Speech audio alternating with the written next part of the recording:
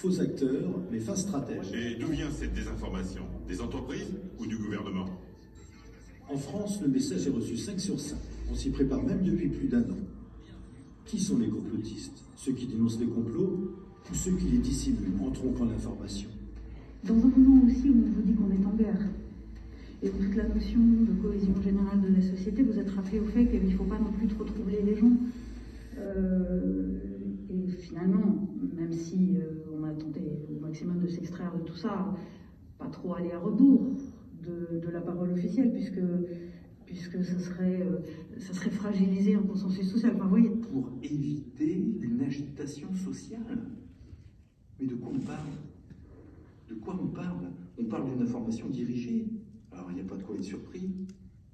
On a compris que les lobbies de l'argent possédaient les médias. Et donc en fait, ils passent un discours officiel. Non mais passer des discours officiels, c'est la Pravda de la pure période communiste. Pravda, c'est vérité. Nous assistons en direct à la liquéfaction de notre démocratie, de notre pays. Mais les JT ne se contentent plus de suivre les directives pour promouvoir d'une seule voix un vaccin dont ils ignorent tout. Ils vont jusqu'à fabriquer de la pure fiction pour forcer les gens à se faire vacciner. Bienvenue au théâtre, sur la scène, 2 acteurs vont jouer devant des millions de personnes. Vous étiez non vacciné, on va y revenir dans un instant, mais j'aimerais savoir quel est votre état de santé aujourd'hui, au moment où on se parle. Alors aujourd'hui, monsieur, d'abord merci de m'interviewer. J'en suis très honoré, d'autant que je suis dans un excellent hôpital, Ambroise Paré, et à Neuilly. Et j'ai vraiment une conviction qui s'est forgée en moi.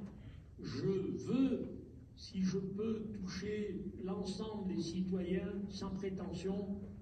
Vaccinez-vous, vaccinez-vous, vaccinez-vous. Il n'y a qu'un mot. Parce que c'est une question de vie ou de mort. Si on ignore encore le nom du metteur en scène, on apprendra que cet homme n'est pas un anti-vax, comme il le dit, bien au contraire. C'est un proche d'Emmanuel Macron, il était même candidat aux législatives. Un témoignage larmoyant qui passera en boucle sur BFM, LCI, France Bleu, Europe 1, des millions de personnes touchées. Objectif, décrédibiliser ceux qui, par prudence, refusent encore ces injections et forcer ceux qui hésitent à franchir le pas. L'escroc sera bien démasqué, mais pas par des journalistes, par de simples citoyens. Et apparemment sans aucune conséquence, ni pour les auteurs de cette mascarade, ni pour les journalistes, ni pour les chefs. Pire, l'acteur se vantera même d'avoir été un mauvais comédien. On croit rêver. C'est une question de vie ou de mort. C'est comme un criminel, le professeur Fourtillant persiste ici.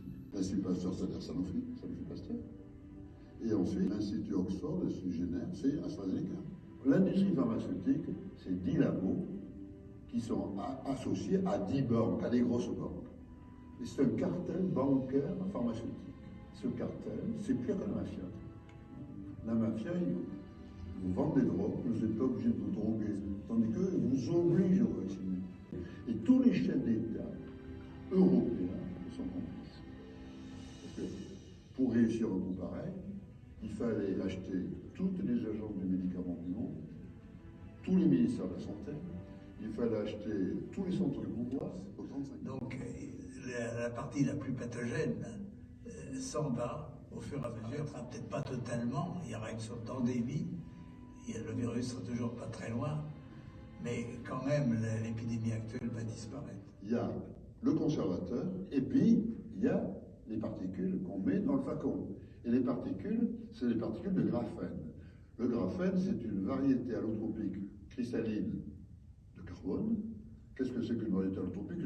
Tous les corps simples ont c'est une forme cristalline de carbone, parfaitement pure, qui a la propriété d'avoir une conductivité thermique excellente, mais surtout une conductivité électromagnétique extraordinaire, ainsi qu'une conductivité électronique extraordinaire. Ce programme de recherche scientifique est entièrement financé par l'Union européenne. Ces travaux portent sur le développement des technologies à base de graphène, sur les objets, mais surtout sur les humains. Dans le cerveau,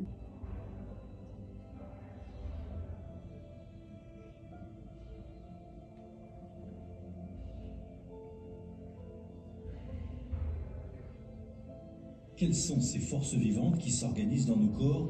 Pourquoi ces structures forment-elles de véritables réseaux de communication comme pour répondre à une intelligence dont on ignore tout? Qui va activer ces réseaux? De quelle manière et dans quel objectif? Regardez la longueur de cette structure qui va jusqu'à un second cerveau ici et qui rencontre maintenant un croisement et qui va partir à gauche et vers à droite également. Et on voit que ça va très loin et tout d'un coup ça croise d'autres structures extrêmement organisées.